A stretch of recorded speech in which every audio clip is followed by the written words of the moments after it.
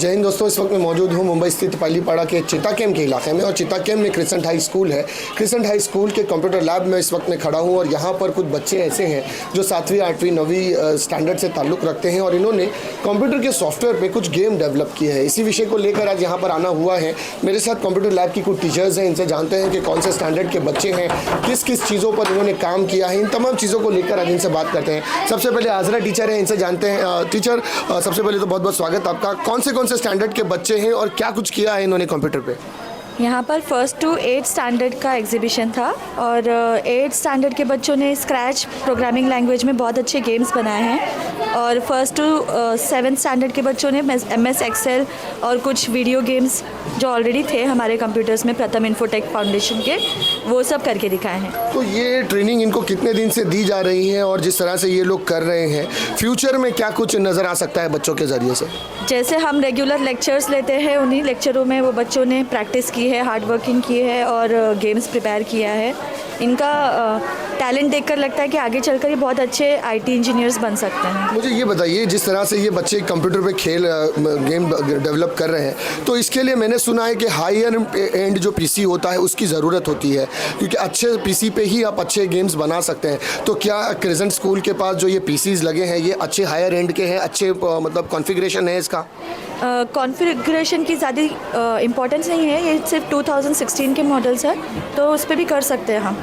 हो जाता है? जी सर। तो इनको बच्चों को पूरे हफ्ते में या महीने में कैसे मतलब लेक्चर्स रहते हैं कंप्यूटर के? वीकली 2 टाइम्स लेक्चर्स होते हैं। Okay. और उनमें से एक्स्ट्रा टाइम लेकर भी बच्चों ने और प्रैक्टिस करके गेम्स बनाए। तो उसमें प्रैक्टिकल होता है या थ्योरी होती है? प्रैक्टिकल्स होता है ज़्यादा से ज़्यादा। Yes sir. ओके, और कितने बच्चे हैं फिलहाल? कौन से स्टैंडर्ड से आते हैं बच्चे? गेम्स के इसके लिए एग्जीबिशन के लिए अभी यहाँ पर 8th स्टैंडर्ड के कुछ एक इस पर टॉपिक्स पर 2 स्टूडेंट्स ने पार्टिसिपेट किया है। तो टोटल 5 टॉपिक्स से हमारे, तो 10 बच्चों ने टॉपिक्स लिया था। टीचर, और भी बहुत सारी टीचर्स हैं, आपका नाम क्या है? शाफिया। क्या कहना चाहेंगे आज के इस प्रोग्राम के बारे में कि बच्चे का कैसा स्किल है, बच्चे कैसा डेवलप कर रहे हैं अपने आप को? बच्चे तो ये सब खुद ही करे हुए, यहाँ तक कि सब अपना प्रैक्टिकल लेक्चर्स में लेक्चर मिस कर के इसने प्रैक्टिकल करे हुए, और ताकि और आजरा टीचर ने इनको फुल सपोर्ट करे हुए उनके घर पे कंप्यूटर था, क्योंकि स्कूल में आके कर नहीं सकते उतना टाइम। तो जिसके घर में कंप्यूटर है, जैसे कि ये आजरा टीचर के घर पे कंप्यूटर है, तो वो बच्चे सब उनके घर पे जाते थे और वहाँ पे जाके प्रैक्टिकल करते थे। आप कह रहे हैं कि टीचर के घर पे भी बच्चे जाके प्रैक्टिस वगैरह लेते हैं? पूरा टाइम, फुल टाइम 8 o'clock तक के शाम में रुके हुए रहते थे स्कूल के अदर टाइम? हाँ, स्कूल। और किस तरह से मैनेजमेंट का सपोर्ट है PCs को लेकर? कुछ अगर टेक्निकल इशू आता है तो? PC तो हमारे पास कमी है, फिर भी बच्चों के हिसाब से कमी है। बच्चे मतलब हमारे स्ट्रेंथ है 45, 50 अबव भी बच्चे हैं, लेकिन हमारे पास PC कमी है। अभी तो 18 ही वर्किंग है, जिसमें भी उसमें भी कुछ ना कुछ सॉफ्टवेयर अपडेट्स करना बाकी ही रहता है। कल ही हमने अभी कराए थे, फिर वो उड़ जाएगा, कुछ ना कुछ प्रॉब्लम क्रिएट ही रहता है। अभी हो जाएगा वो शायद। आप क्या कहेंगे आपको? आज का विषय में मैं यही कहूँगी कि बच्चों ने बहुत मेहनत की है। जैसे कि मैं प्राइमरी की टीचर हूँ, तो प्राइमरी के बच्चों ने मतलब बहुत ज़्यादा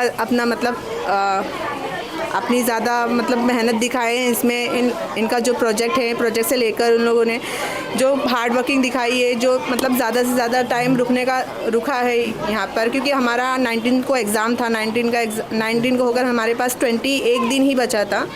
फिर भी बच्चों को हम लोगों ने एक्स्ट्रा टाइम एग्ज़ाम के बाद रुकाया है। रुकाने के बाद उनको यहाँ पर ज़्यादा से ज़्यादा प्रैक्टिस दिए हैं। और जो प्रैक्टिकल का है, तो प्रैक्टिकल हम जो क्लास में लेते हैं वही हम लोगों ने सेम प्रैक्टिकल प्रोजेक्ट यहाँ पे रखे। तो प्रैक्टिकल में तो हमें मेहनत करने की ज़रूरत नहीं पड़ी है, क्योंकि बच्चों को जो क्लास में हम लोगों ने जो डेली का प्रैक्टिकल जो वर्क दिए वही किए। सिर्फ प्रोजेक्ट हम लोगों ने प्रिपेयर किया है। प्रोजेक्ट भी बच्चों ने बहुत अच्छी तरीके से प्रिपेयर किए। बस यही कहना चाहूँगी कि सेकेंडरी और प्राइमरी की टीचर्स ने बच्चों को लेकर बहुत हार्ड वर्क किया है और बच्चों ने भी बहुत हार्ड वर्किंग इसमें दिखाई है। Thank you. अजय टीचर, आपसे जानना चाहूँगा, बच्चे जैसे भी छोटे बच्चे हैं, 10 साल 12 साल 13 साल के जो बच्चे हैं, ये ज़्यादातर अपना टाइम गेम्स पे खेलने में एक्सपेंड करते हैं। तो क्या लग रहा है कि जिस तरह से आज स्कूल में पढ़े लिखे बच्चे जितना भी टाइम दे रहे हैं, यहाँ से सीखने के बाद वो आगे जाकर एक अच्छा गेम डेवलपर बन सकते हैं, या गेम के फील्ड के अंदर AI की फील्ड में अच्छे इंजीनियर बन सकते हैं? जी बिल्कुल सर, यहाँ पर से जितना कर रहे हैं, इन लोग का बेस क्लियर हो रहा है। यहाँ पर से आगे चलकर उन लोगों को और इंटरेस्ट आएगा और उस लेवल पर जा सकते हैं जो इंजीनियर बन सके।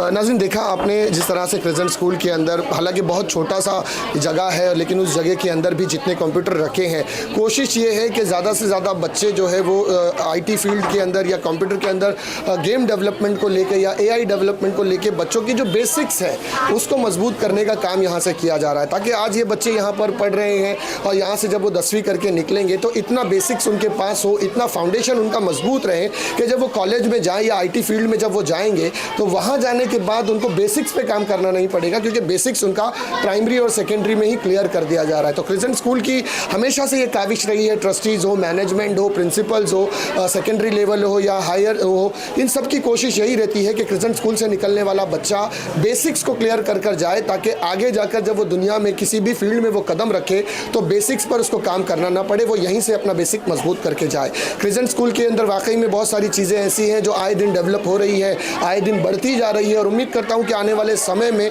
ये जो स्कूल है इसी तरह के काम करते हुए इस छोटे से गरीब इलाके के अंदर ऐसे ऐसे नगीने पैदा कर देगा जो आगे जाकर भविष्य में अपने घर का, अपने शहर का, अपने स्कूल का, अपनी कौम का नाम ज़रूर रोशन करेंगे। इसी उम्मीद के साथ नाज़रीन फिर मिलूंगा किसी अगली खबर के साथ, तब तक के लिए सुरक्षित रहें, सतर्क रहें। जय हिंद।